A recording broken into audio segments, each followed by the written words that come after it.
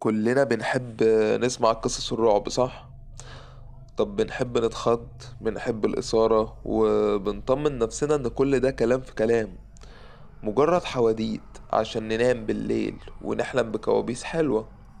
بس يا ترى انت متأكد ان اللي بتسمعه ده مجرد حكاية وقصص ولا حقيقة؟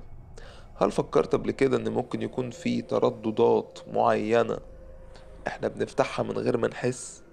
مجرد كلمة غلط، تصرف مش محسوب، أو حتى رقم غريب يرن على موبايلك في توقيت معين ممكن يخلي الخط الفاصل بين العالم بتاعنا والعالم بتاعهم يختفي. انت دلوقتي في أمان، قاعد في بيتك، صح؟ متأكد انك لوحدك؟ لو متأكد كمل معايا. أما لو حسيت ببرد فجأة أو لمحت خيال من طرف عينك، يبقى نصيحة مني: اقفل الموبايل ده دلوقتي واجري. بطل القصة آدم، شاب عايش لوحده في شقة في الدور التاسع. آدم متعود كل يوم يكلم والدته الساعة 10 بالليل يطمن عليها. في يوم وهو راجع تعبان من الشغل، بص في الساعة لقاها الساعة 10 بالظبط. الموبايل رن في ايده، كانت والدته. رد عليها وصوته كان غريب، واطي ومبحوح شوية. قالت له: يا آدم، ما تفتحش الباب مهما حصل، أنا جايالك.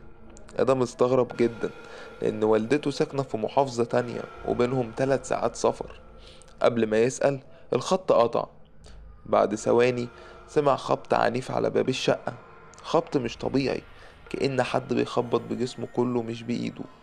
بص من العين السحرية، لقى الممر ضلمة تماما، مع إن النور تملي شغال.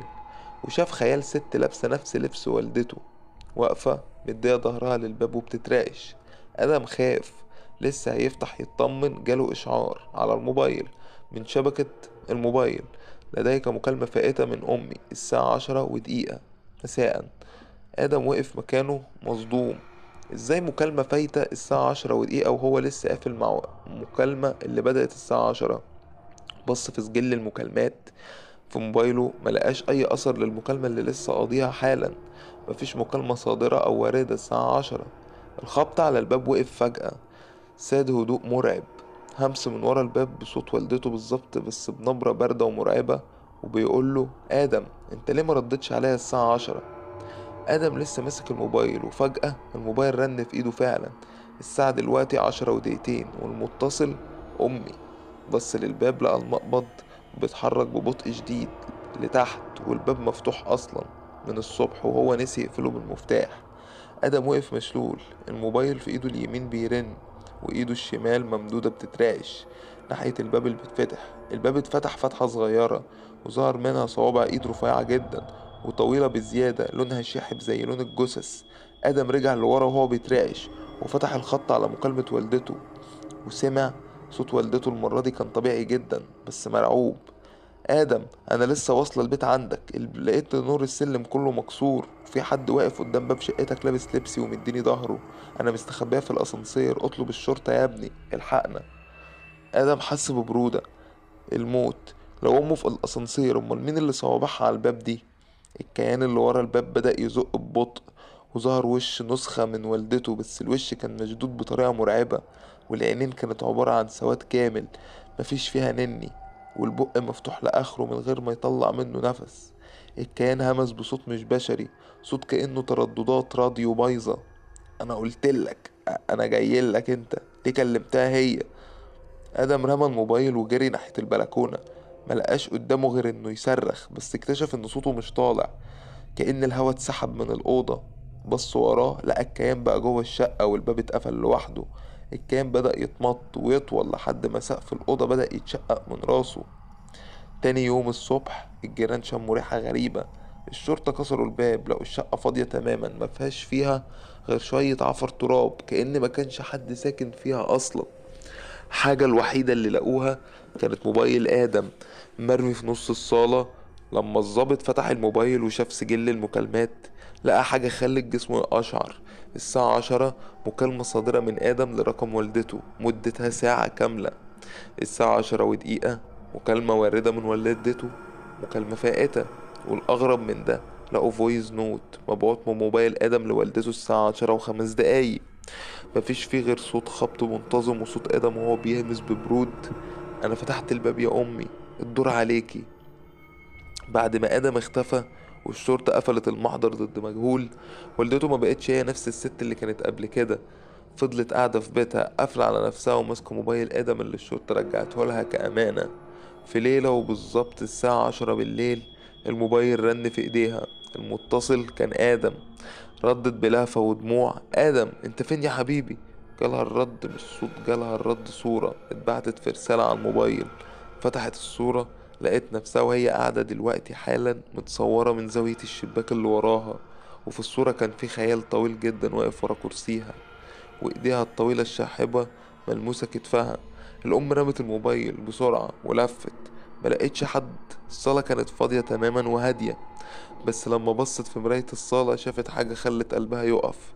شافت آدم واقف وراها في المراية، بس ملامحه كانت باهتة وعينيه سودا تمام زي الكيان اللي كان في شقته. كان لابس نفس لبسه بس بيتحرك بحركات مش طبيعية. آدم أو اللي فاضل منه طلع موبايله وداس صوابعه على الشاشة. في نفس اللحظة موبايل الأم رن. فتح الخط لوحده وطلع منه صوت آدم الحقيقي وهو بيصرخ: يا أمي ما تفتحيش الموبايل، هو بيتنقل عن طريقنا. الكيان ده مش شبح، ده فيروس سمعي وبصري بيحبس الضحية جوه المكالمة وبياخد شكلها عشان يخدع الضحية اللي بعدها.